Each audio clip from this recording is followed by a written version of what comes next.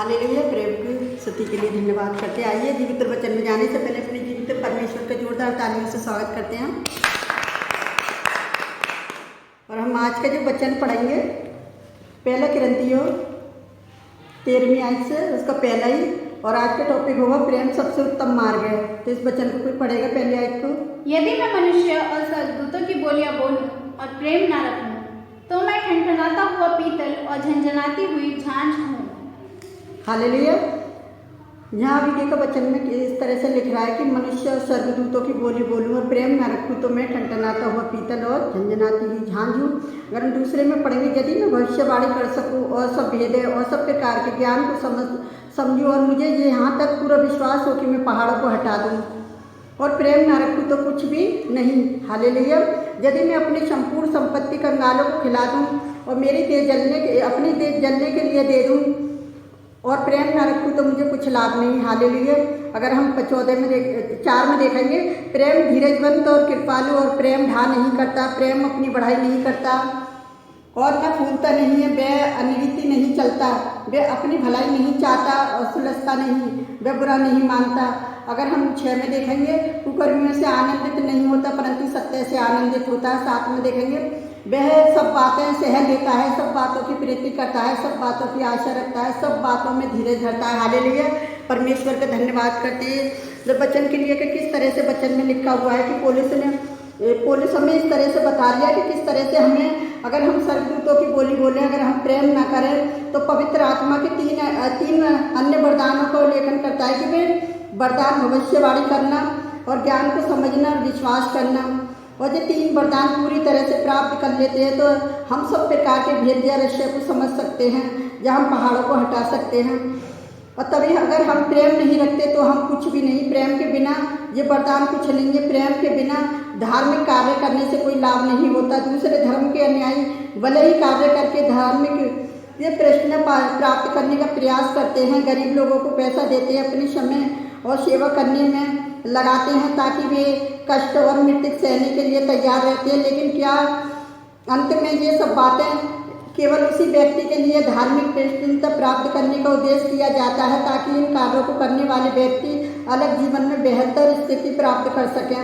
और काम दूसरे लोगों के लिए नहीं, बिल्कुल अपने लोगों के लिए की जाती है। लेकिन पौलुस ये शिक्षा देता है कि ऐसे भले काम करने वाले व्यक्ति के लिए लाभ नहीं होता। ये सच है कि गरीब लोग ऐसे काम से थोड़ी ही मदद प्राप्त कर सकते हैं, लेकिन उन कार्य को करने वाले व्यक्ति उन्हें लाभ या प्रतिफल को प्राप्त नहीं करेंगे जिसकी उसे तलाश है। यहाँ तक कि जो लोग सिर्फ समाचार की खातिर जलाए जाते हैं ताकि जब तक कोई प्रतिफल नहीं पाएंगे, ताकि उनके हृदय में प्रेम की आग नहीं जलती और प्रेम शब्द का प्रयोग किया जाता है, तब हम ये समझना चाहिए कि पौलुस प्रेम से भरपूर व्यक्ति के बारे में बात करता है, तो यीशु मसीह के बारे में बात करता है। अगर हमें ध्यान देने योग्य बात है कि प्रेम से भरपूर व्यक्ति जो धीरज धरता है, दयालु है और उसके पास पवित्र आत्मा 3 फल हैं प्रेम के, धीरज और कृपा।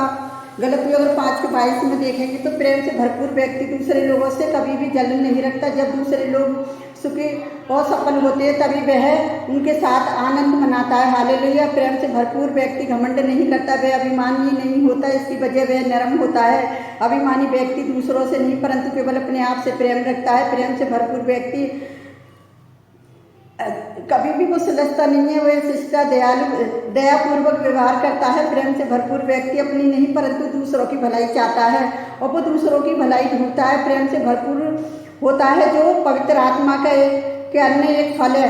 गलतियों 5:22 में ही प्रेम से भरपूर व्यक्ति जल्दी ही आसानी से क्रोधित नहीं होता। यदि कोई उसे दुख या चोट पहुंचाता है तो उसका अपमान करता है तो वो चुपचाप सह लेता है। और प्रेम से भरपूर व्यक्ति गलतियों का हिसाब किताब रखता है और वह दूसरों के द्वारा अपने किए गए विरोध को कभी भी गलत कार्य को भी कभी भी अपने जीवन में नहीं रख सकता, क्योंकि उसे पता है कि लोग तो ऐसा करते हैं और जो सच्चाई पे चलता है लोग बुराई उसका पीछा लेती है।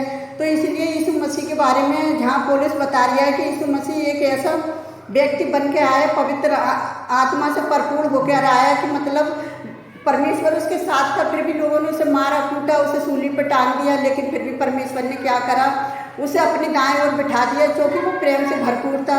तो मेरे प्रिय मसीह भाई बहनों, अगर इसी तरह से हम भी प्रेम से भरपूर हो और दीनता नरमता में चलें तो परमेश्वर हमारे साथ है। और परमेश्वर जिनके साथ नहीं वो अपनी दिए जला दे, वो कुछ भी कर ले, भविष्यवाणियाँ कर ले, लेकिन प्रेम नहीं तो वो कुछ भी नहीं है। तो ऐसे व्यक्तियों के लिए सेवा करनी ही बेकार है अगर प्रेम से भरपूर नहीं है। तो हमें प्रेम से भरपूर होना चाहिए, क्योंकि परमेश्वर प्रेमी है और वो ऐसे प्रेम करने वाले लोगों को ही प्रेम करता है। तो मैं परमेश्वर का धन्यवाद करती हूँ इस सुंदर वचन के लिए।